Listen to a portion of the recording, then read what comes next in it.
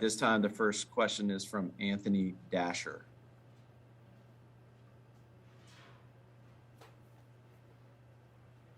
Anthony, go ahead with your question. I just saw the unmute pop up there. Jamaree, good to see you today, man. How you doing? Just from the offensive line's perspective, what's the biggest carryover that you want to see from the Orange Bowl to Monday night? Just the physicality, playing with that same intensity that we played with in that game. I think we kind of knew we had our backs up against the wall. It's kind of like, it's pretty much that's the name of the game. Both teams have got their backs up against the wall this time. So, kind of just playing for glory at this point, and want to see that same intensity carry over, that same execution, just being on the same page. I think if we're on the same page, we're a very dominant offensive line, and not too many teams can mess with us. So, just kind of being on the same page, understanding the game plan and executing it at a high clip. Just playing with that same intensity. Honestly, that's what it comes down to. Just being able to impose our will and take over the game.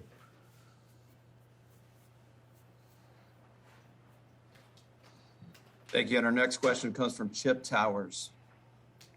Chip, go ahead. Okay. Yeah, Jamaree, obviously fantastic game against Michigan. What would you say, the biggest thing that changed between the SEC championship game and the Michigan game for you? Was that about getting more healthy as much as anything else?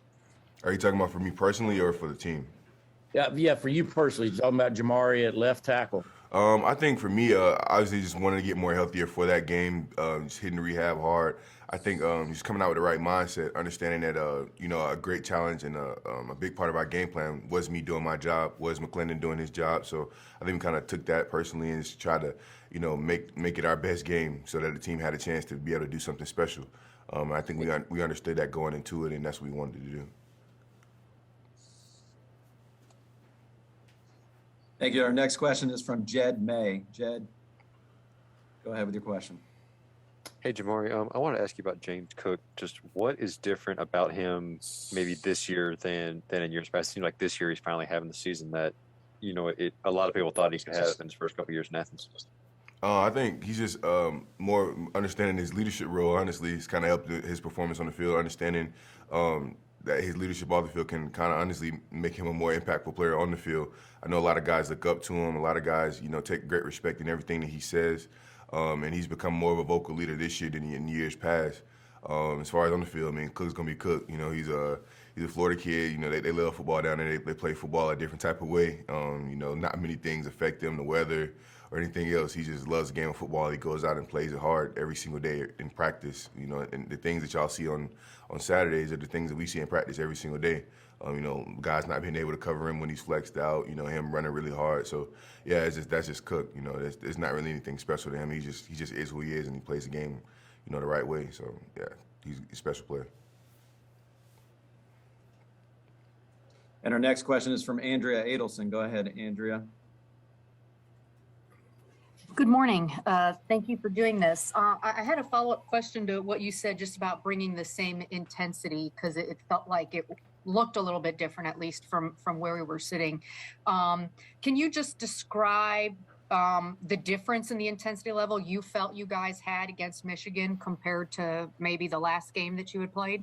I think we just came out hot, against Michigan in the Orange Bowl. We came out hot. First drive, we got the ball first, and things just kind of started rolling. The balls kind of started rolling down the hill, and we were executing really at a really high level. All the plays that were called, we were just kind of all on the same page, understanding not necessarily what we were doing, but why we were doing it at the same time. I think that's even more important, especially when you're talking about a game like football where there has to be cohesiveness. So, that just kind of felt different. We all kind of felt like we were pushing in the same direction. And I think that worked out really well for us. Obviously, in the first half, we played really well. Got some things we got to clean up in the second half, but we played a really great game. I'm proud of the way that we played up front and on offense, because it seems like we were really into our game plan and all pushing in the same direction. So. And our next question is from Dan Tortora. Go ahead, Dan. Jamaree, just what you could say about, the offensive line in general. You guys don't typically get the spotlight, but championships are won in the trenches. So just what you can say about this year's line at Georgia and some of the guys that are there with you to guide them to the national championship game. It's honestly has been a special group. Throughout the years, you've always kind of had a special group, but this group is definitely special to me. It's kind of my group now, being a senior. So, but it's a special group of guys. Honestly, I tell them all the time. I've definitely been telling them as of recently that it's been fun to be you guys, seeing you to be the captain up front for you guys, because they make it easy for me. It's not hard to get them to do the right things. It's not hard to get them to show up to things on time, do things the right way, to practice hard. Those guys just kind of just do it. They understand the goal. They understand what practice means. They understand what showing up on time and doing things the right way means. So. It makes it easy to be there, to be the old guy in the room. It's not like, chasing around a bunch of kids. It's like, it's kind of like just telling guys, hey, this is what we need to do, and it just kind of gets done. And they're really great at accepting challenges, and that's kind of been the theme of our team this year, is just accepting the challenges that, either the coaches may present or the leaders may present, and we just kind of rise to the occasion. So, I'm definitely lucky and blessed to be able to have had this group to be the captain of this offensive line. Group, because it's a special group. I'm not sure there would be one like it again to me, but very special group of guys from young to old. So. And our next question is from Dan Matthews. Go ahead, Dan.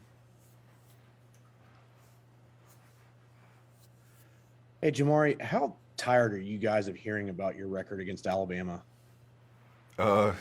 It's definitely motivation. I wouldn't say, tired of it. It is what it is. It's the truth. You can't really run away from the truth. That's what it is. That's our record. But, we try not to make it an emotional thing where it's just like we're going to go out and play with emotions. We want to be calm, collected, and have a composed attack, be able to play our game, not necessarily play their game, and just be who we are. We are good enough at what we do.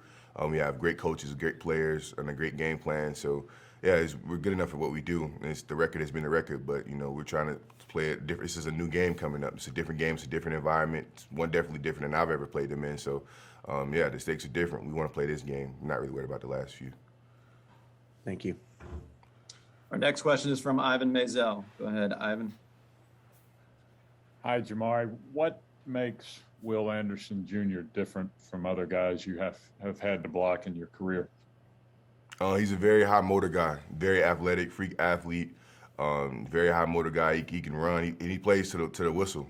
He plays to the whistle. He obviously very explosive player. He understands what he's trying to do and what he's trying to accomplish with every snap. And he just plays hard. He plays the game the right way. He's a very talented player. You can kind of see that from him coming out of high school, that he was going to be a talented player, because he was just playing at a different speed than everybody else at that level. So, and he still is now.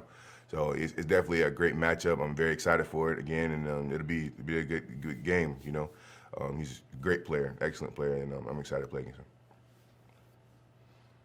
Next question will be from Seth Emerson. Go ahead, Seth.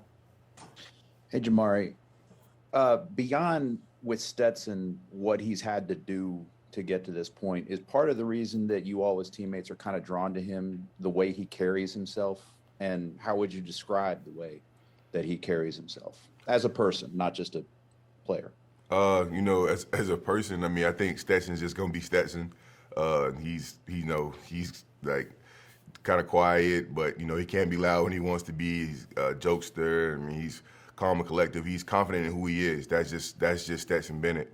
Country kid, down South Georgia kid. He'd be that one kid that walked into the locker room, blasting country music. That's just Stetson. He doesn't want to be a person that he's not, and he's never going to be. And I think that's just the genuineness in who he is and what he represents kind of draws people to him, because he's going to be Stetson at all times. There's nothing anybody can do about that, can say to change him. He's going to be Stetson. And I think that everybody kind of draws to that just because we know, like, at all times we're going to get Stetson, not somebody else. So, yeah. And our next question is from Mike Griffith. Hey, Jamaree. Just looking at the schedule, looking at, I guess, the psyche of this and seeing what Alabama did, is it fair to say that Georgia hadn't really been punched in the mouth in a while? It'd been a while since you guys lost.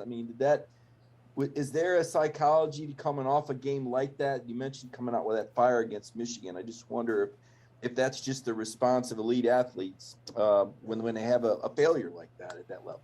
I think it's interesting. Everybody says that we haven't been, quote unquote, punched in the mouth. I think, every Saturday you line up in the SEC, it's kind of everybody's throwing punches. You line up in those mid fronts and you just turn around and hand the ball off. It's a bloodbath out there pretty much every Saturday, just like it is on their side. So I think it's interesting. Everybody makes that narrative, But they played a better game than us. They out executed us on that given Saturday, and they had a better game plan.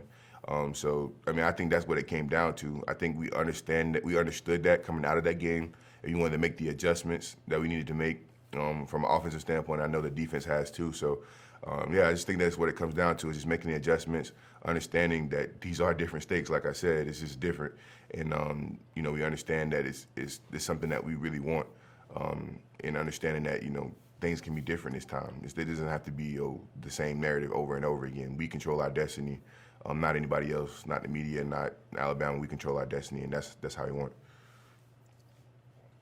And we've got time for one more question for Jamaree, and that will go to Zach Klein. Go ahead, Zach. Hey, Jamaree, you mentioned the bond the seniors have. What would it mean to you to not only walk away, obviously, with this national championship with a win, but become the most decorated senior class in the history of this program in terms of total victories? It's definitely special. Honestly, I hadn't even thought about that since before. I think it was before the SEC championship last time we talked about it as a team. But yeah, it's definitely something special to us.